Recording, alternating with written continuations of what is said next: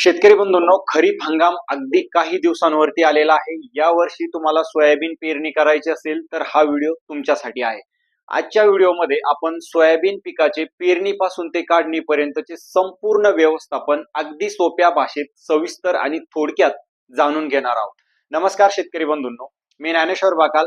आपल्या बाकाल agro pattern या शेतीविषयक युट्यूब चॅनलमध्ये सर्व शेतकरी बांधवांचं पुन्हा एकदा मनापासून स्वागत करतो. शेतकरी बंधूंनो, सोयाबीन पेरणीसाठी पहिला मुद्दा येतो तो म्हणजे जमीन निवडीचा. शेतकरी बंधूंनो, सोयाबीन पिकासाठी तीनही प्रकारची जमीन चालते.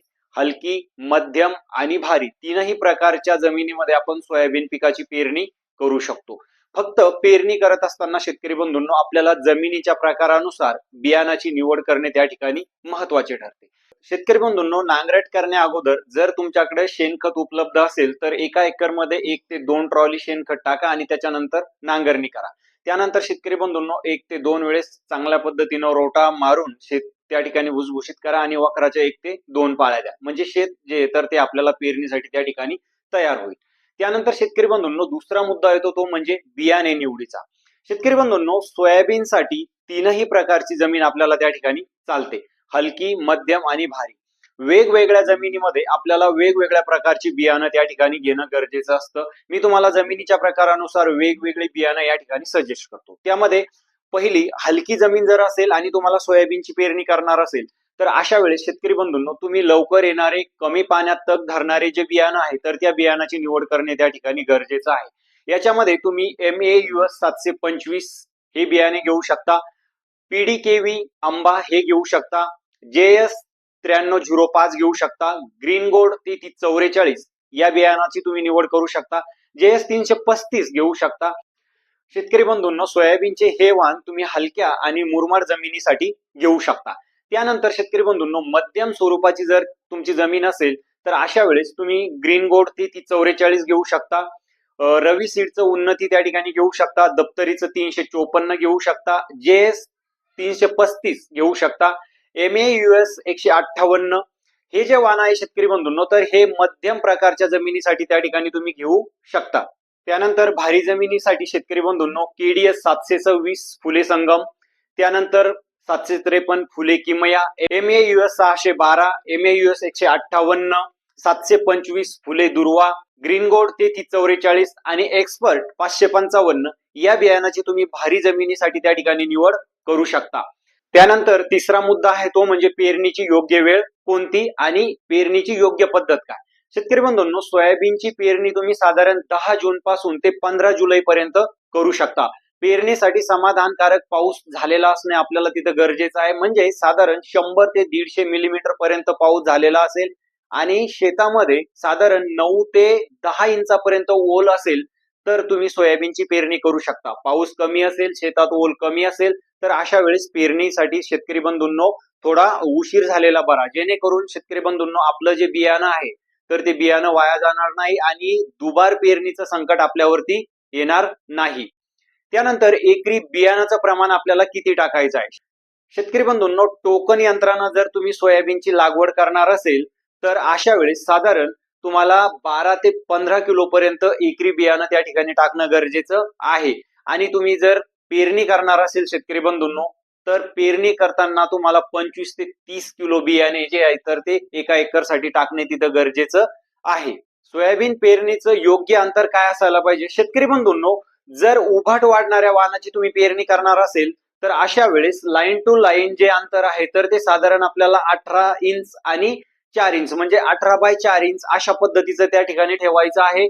आणि तुम्ही ब्रांचिंग करणार म्हणजे पसरट स्वरूपात वाढणारं जे वाण तुम्ही जर पेरणी करणार असेल तर त्या वाणासाठी साधारण 24 बाय 4 अशा पद्धतीचं अंतर आपल्याला तिथं ठेवणं गरजेचं आहे. म्हणजे साधारण 2 लाईन मधलं अंतर 2 फूट आणि 2 जे रोप आहे तर त्या रोपांमधलं अंतर साधारण 4 ते 5 इंचापर्यंत आपल्याला तिथं असणं गरजेचं आहे.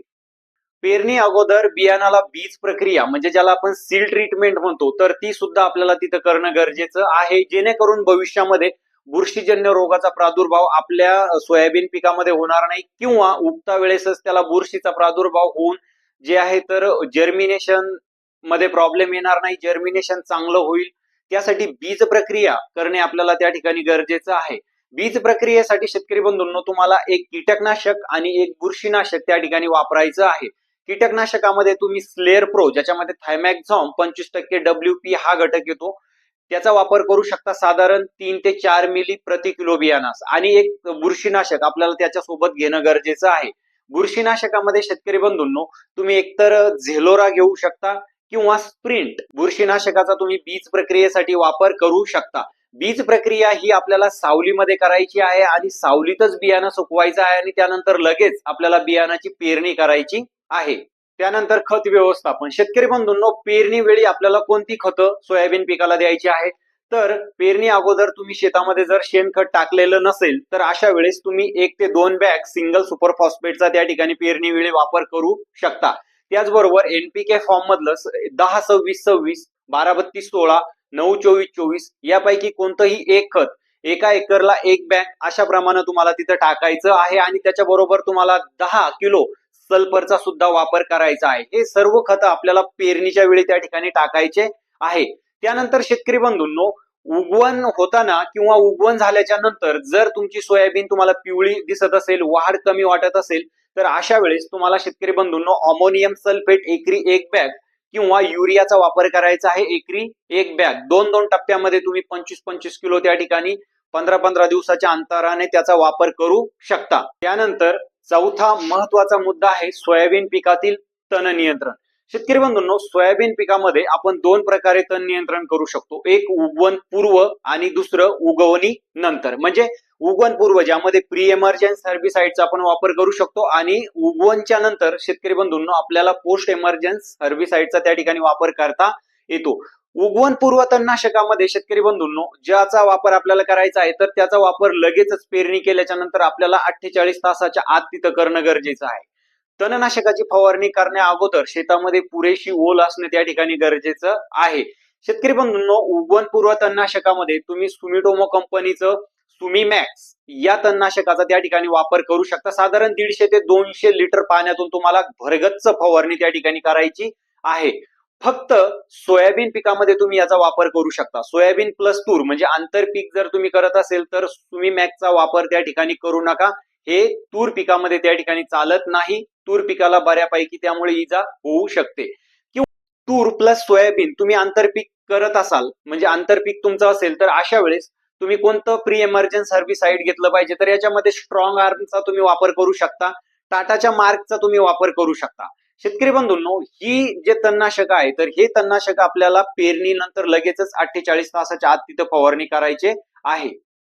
त्यानंतर उगवण पश्चात म्हणजे उगवण झाल्याच्या नंतर साधारण 20 ते 25 दिवसाच्या दरम्यान तण नियंत्रणासाठी शेतकरी बंधूंनो ज्या तणनाशकाचा आपल्याला वापर करायचा आहे तर याच्यामध्ये शेतकरी बंधूंनो तुम्ही शाकेत या तणनाशकाचा वापर करू शकता. परशूट तणनाशकाचा तुम्हाला तिथं वापर करता येतो. वीड ब्लॉक तणनाशकाचा सुद्धा वापर करता येतो. साधारण 350 ते 400 मिली प्रति एकर 200 लिटर पाण्यातून तुम्ही त्याचा वापर करू शकता. त्यानंतर शेवटचा 5वा मुद्दा आहे शेतकरी बंधूंनो सोयाबीन फवारणी नियोजन. याच्यामध्ये आपल्याला 2 किंवा 3 फवारण्या सोयाबीन पिकामध्ये गरजेनुसार त्या ठिकाणी करणं गरजेच्या आहे. ज्याच्यामध्ये पहिली फवारणी जी आपल्याला करायची आहे तर ती साधारण 15 ते 20 दिवसांनी आपल्याला त्या ठिकाणी करायची आहे. याच्यामध्ये चक्रीभुंगा, खोडमाशी, मावा, तुडतुडे, थ्रिप्स याच्या नियंत्रणासाठी आपल्याला एक चांगलं कीटकनाशक त्यामध्ये वापरायचं आहे. कीटकनाशकामध्ये तुम्ही घरडा केमिकलचा हमला 550 वापरू शकता किंवा शेतकरी बंधूंनो प्रोपेक्स सुपरचा सुद्धा तुम्ही वापर करू शकता किंवा आलिका कीटकनाशकाचा सुद्धा वापर करू शकता.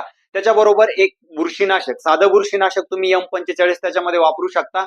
आणि शेतकरी बंधूंनो पिकाची जर वाढ कमी वाटत असेल, पिवळेपणा जर दिसत असेल तर त्यामध्ये एक विद्रव्य खत 19-19-19 चा तुम्ही वापर करायचा आहे. ही पहिली फवारणी आपल्याला करायची आहे 15 ते 20 दिवसांच्या दरम्यान. त्यानंतर दुसरी फवारणी सोयाबीन पिकामध्ये आपल्याला करायची आहे तर ती करायची आहे 35 ते 40 दिवसांच्या दरम्यान.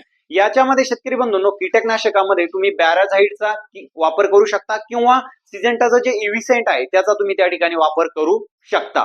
त्याचबरोबर एक चांगलं बुरशीनाशक याच्यामध्ये तुम्ही वापरू शकता ज्याच्यामध्ये टेबुकोनॅझोल वापरू शकता किंवा हेक्झाकोनॅझोल सारखं बुरशीनाशक तुम्हाला त्या ठिकाणी वापरता येते.